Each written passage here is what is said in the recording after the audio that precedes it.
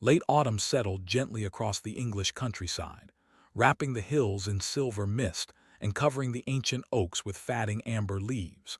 At the heart of those peaceful fields stood Hall, a magnificent Victorian estate whose towering stone walls had witnessed generations of triumph, sorrow, and duty. Servants hurried through polished corridors, preparing every room for distinguished visitors expected within days. Crystal chandeliers sparkled, polished silver reflected the morning light, and fragrant roses filled elegant vases. Yet despite its splendor, the great house felt strangely empty, as though laughter had long abandoned its halls. Its master, Duke John, inspired admiration wherever his name was spoken. At 34, he possessed quiet confidence rather than youthful arrogance. His broad shoulders carried the weight of inherited responsibility with effortless dignity, while thoughtful gray eyes revealed a loneliness he carefully concealed beneath perfect manners. Society praised his wisdom, wealth, and honorable reputation, but whispered endlessly about one unanswered question. Why had England's most eligible duke never chosen a wife?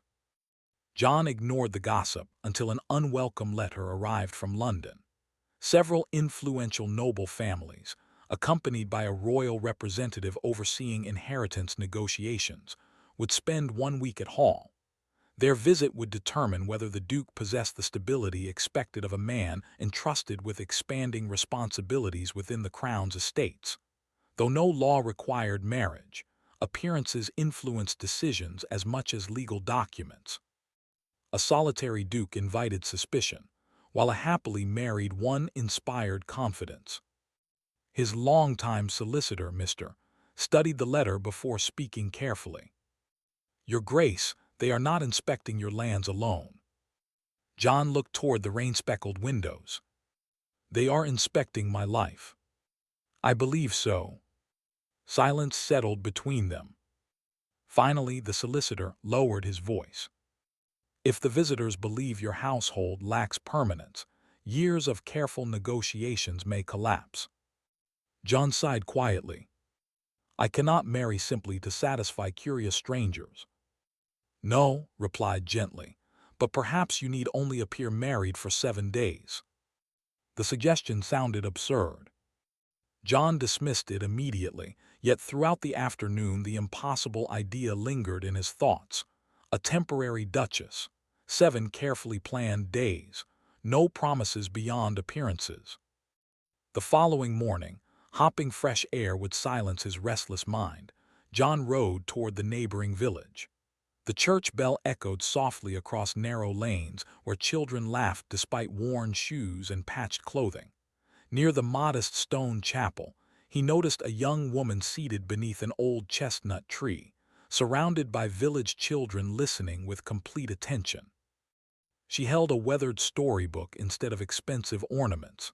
Her simple pale blue dress had been mended several times, yet it was spotless. Loose strands of chestnut hair escaped beneath a modest bonnet, framing gentle features brightened by warm hazel eyes. Every child watched her with admiration, because she spoke as though each imagination deserved respect. When the lesson ended, the children thanked her before running home. Only then did John approach. "You teach without payment?" he asked. She smiled politely. "Knowledge should never depend upon wealth, Your Grace." He was surprised she recognized him. "My father once worked within your estate records," she explained. "People remember faces connected to Hall." "My condolences." She lowered her eyes briefly. "He passed away 2 years ago." "My name is—" They spoke only a few minutes, yet John noticed remarkable composure beneath her modest circumstances. She answered every question thoughtfully without seeking sympathy. Poverty had diminished neither her dignity nor her kindness. Before leaving, he learned another truth. The small cottage left by her parents required costly repairs. Without assistance, she would soon lose the only place preserving her family's memories. That evening John's impossible idea returned with unexpected clarity. The next afternoon he invited to Hall. She entered the library with understandable caution, admiring towering shelves filled with leather-bound volumes instead of expensive paintings. John remained standing beside the fireplace. "I have an unusual proposal." She listened silently. "I require someone to pretend to be my Duchess for 1 week." Her expression froze. "I beg your pardon." He calmly explained the arriving guests, the inspection, and the temporary arrangement. In return, he would restore her cottage completely and provide enough money to secure her future. For several moments she said nothing. Finally she answered, "You ask me to build trust upon deception. I ask you to perform a role. There is little difference." John admired her honesty, even while expecting refusal. "I cannot force your decision." Walked slowly toward the tall library windows, watching evening sunlight settle across the gardens. "If accepting saves my parents' home," she whispered, "then I will do it under one condition." He waited. "No innocent person shall suffer because of this deception." "You have my word." She turned to face him, determination replacing uncertainty. "Then for 7 days, I shall pretend to be your Duchess." John offered a respectful nod instead of celebration, reminding himself that this was merely an agreement between strangers. Yet neither realized that the quiet promise spoken within the fading light had already begun changing both their lives forever. Morning sunlight poured through the tall windows of hall as the first day of the arrangement began. Every servant bowed respectfully when descended the grand staircase, wearing an elegant ivory silk gown trimmed with delicate lace. Her hair had been arranged in a graceful Victorian style, adorned only with a single pearl comb that reflected her preference for simplicity over extravagance. Although she looked every bit a duchess, she silently reminded herself that everything surrounding her belonged to another life, one she had promised to borrow for only 7 days. John waited near the entrance hall, impeccably dressed in a charcoal morning coat. When their eyes met, he offered a polite nod instead of unnecessary compliments. "You look convincing," he said evenly. "I hope convincing is sufficient." "It must be." Those brief words defined the careful distance between them. The guests arrived before noon. Carriages rolled through the gates carrying noble families whose polished smiles concealed sharp judgment. Among them stood Sir Reginald Hawthorne, the royal representative responsible for observing the Duke's household.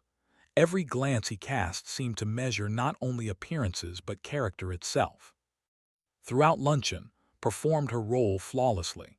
She greeted every guest with quiet confidence, discussed literature without boasting, admired paintings with genuine curiosity, and treated servants with the same respect she offered titled visitors. Several ladies whispered approvingly, surprised that the young Duchess possessed elegance untouched by vanity. John observed her from across the dining room. Nothing about her kindness seemed rehearsed. When an elderly footman accidentally dropped a silver serving spoon, embarrassed silence spread across the table. Before anyone could criticize him, calmly bent to retrieve it herself. "Accidents visit every household," she said warmly. "They should never be mistaken for failure." The old servant's grateful smile lingered long after the meal ended. That evening the guests gathered inside the music room, where candles glowed against polished mahogany walls. One noblewoman asked whether she played the pianoforte. "A little," answered modestly. She sat before the instrument and allowed gentle melodies to fill the room. The music carried no desire to impress. Instead, it wrapped itself around every listener like quiet comfort after a difficult journey. Conversations faded until only the piano remained. John found himself watching instead of listening to the notes. For years Hall had echoed with formal conversations and careful etiquette, yet never warmth. Now warmth seemed to follow her naturally. The days passed peacefully. Together they welcomed guests into the gardens, shared afternoon tea beneath ancient oak trees, attended church services, and hosted elegant dinners beneath glittering chandeliers.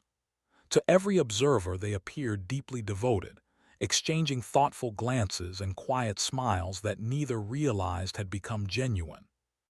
Late one afternoon rain interrupted a garden walk, forcing them into the estate's glass conservatory.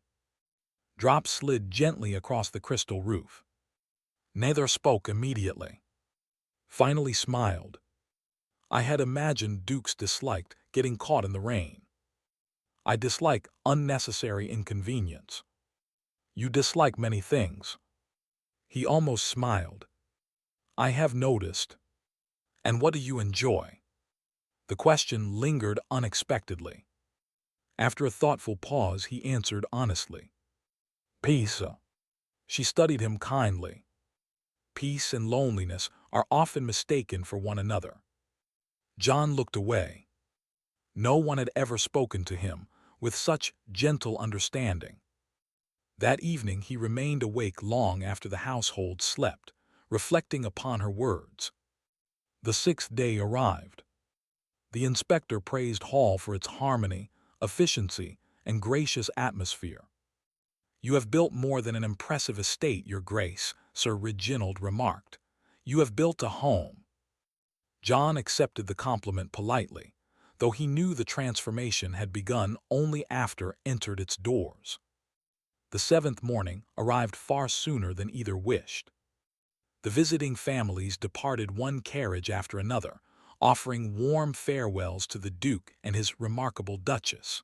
Soon the courtyard grew quiet once more. The agreement had ended. Without ceremony, returned to the guest chamber assigned to her. She carefully removed the borrowed jewels, folded every elegant gown, and dressed again in the same pale blue dress she had worn on the day they first met. Looking into the mirror, she scarcely recognized herself. Not because she appeared, but because somewhere during the past week she had left part of her heart inside the great house. She carried a small traveling bag downstairs. John stood waiting in the entrance hall. Neither seemed able to find appropriate words. Everything promised in our agreement has been arranged, he said quietly. Your cottage will be restored before winter. Thank you. You have honored every condition. So have you. Silence settled between them once again. Lowered her eyes. I should leave before this becomes more difficult. John nodded despite every instinct urging him to stop her. She stepped outside. The great doors slowly closed behind her. Moments later, Hall felt larger than ever before. The laughter had vanished. The corridors echoed once more. Even the servants worked more quietly. Mrs., the elderly housekeeper, approached John gently. Forgive my boldness, Your Grace. He looked toward her. The house has not been this alive in many years. He said nothing. The flowers seem brighter when she walks past them. John smiled faintly. Flowers do not notice people. Perhaps not, Mrs. replied, but lonely hearts do. Her words remained with him long after she departed. John walked through every room had visited. The library still held the book she had been reading. The music room remembered her melodies. The conservatory carried echoes of their conversation beneath the rain. For the first time he understood that the contract had ended, but his feelings had not. Without another thought, he hurried toward the stables. Minutes later his horse raced along the village road, beneath drifting autumn leaves. Ahead waited beside a small carriage preparing to return home. She turned as hoofbeats approached. John dismounted, suddenly uncertain despite facing battles of politics and responsibility without fear. I came because... The confident Duke struggled to continue. She waited patiently. I believed 7 days would change nothing. His voice softened. I was mistaken. Stepped closer until only a few feet separated them. You asked me to pretend to be your Duchess for 1 week. He nodded silently. A hopeful smile touched her lips. "Would you allow me to become your wife for the rest of our lives?" For a heartbeat, the world seemed wonderfully still. John's guarded heart surrendered completely. He gently took both her hands into his own. "Only if you promise never to pretend again." Tears shimmered within her eyes as she laughed softly. "I promise." Beneath the quiet Victorian sky, surrounded by golden leaves and peaceful countryside, their first true embrace needed no audience, no contract, and no performance. The week that had begun as a carefully arranged deception became the beginning of a love sincere enough to transform a lonely duke, restore a forgotten home, and prove that the happiest promises are the ones made after pretending ends forever.